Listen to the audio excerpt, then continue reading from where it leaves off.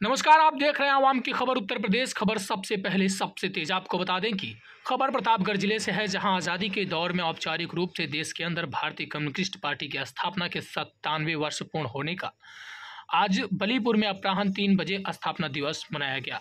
वहीं आपको बता दें कि इस अवसर पर स्थापना दिवस के मौके पर आयोजित कार्यक्रम की अध्यक्षता रेल मजदूरों के लगभग 3 दशकों तक नेता रहे हरि यादव ने की।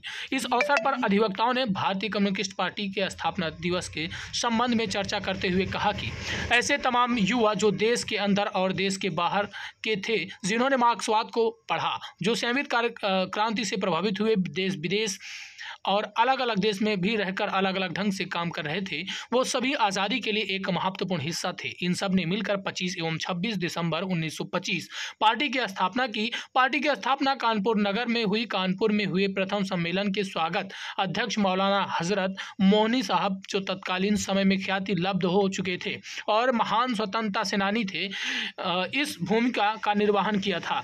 इसके बाद इस देश के अंदर कम्युनिस्ट पार्टी ने संगठित रूप से काम करना शुरू किया। देश की आज़ादी के बाद प्रथम चुनाव में जो सन 1952 में हुआ, उसमें भारतीय कम्युनिस्ट पार्टी मुख्य विपक्षी दल के रूप में उभरी। भारतीय कम्युनिस्ट पार्टी ही यह श्रेय जाता है कि उसने देश की पहली गैर कांग्रेसी विपक्ष दल की सरकार बनाई। भारतीय कम्युनिस्ट पार्टी के जिला मंत्री रामबरन सिंह एडवोकेट ने कहा कि भारतीय कम्युनिस्ट पार्टी के प्रभाव के चलते ही इस देश के अंदर आज़ादी के बाद सामंती प्रभाव के विरुद्ध छुआछूत, जात पात एवं गरीबों के लिए ज़मीनों के हकदारी का आंदोलन चला। भारतीय कम्युनिस्ट पार्टी के प्रभाव से इस देश के अंदर बैंकों का राष्ट्रीयकरण हुआ और राजाओं का प्रिवी पर्स समाप्त हुआ। भारतीय कम्युनिस्ट पार्टी को ही यह श्रेय जाता है कि उसने देश के अंदर सर्वजाति वितरण प्रणाली के तहत आम आदमी के हाथ में राशन कार्ड का इंतजाम कराया। निर्भय प्रताप सिंह ने कहा कि भारतीय कम्युनिस्ट पार्टी का मुख्य लक्ष्य इस देश के अंदर मजदूरों, किसानों और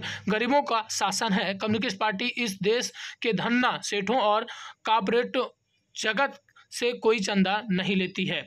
आपको कम्युनिस्ट पार्टी ने जाति, नस्ल, धर्म का सहारा नहीं लिया, चाहे चुनाव जीते या चाहे हारे, लेकिन सिद्धांतों से कम्युनिस्ट पार्टी कभी नहीं हटती। इस अवसर पर कम्युनिस्ट पार्टी आंदोलन के बिखराव के ऊपर भी चर्चा की। इस बात पर संतोष जताया कि अब कम्युनिस्ट पार्टी एकता की ओर आगे बढ़ रहा है और वह विपत्ति एकता के बल पर वामपंथ शक्तियां देश के दूसरे जनतांत्रिक धर्मनिरपेक्ष शक्तियों को एकजुट करते हुए देश के संविधान की रक्षा और लोकतंत्र मूल्यों पर आए हुए खतरे के विरुद्ध एक महत्वपूर्ण भूमिका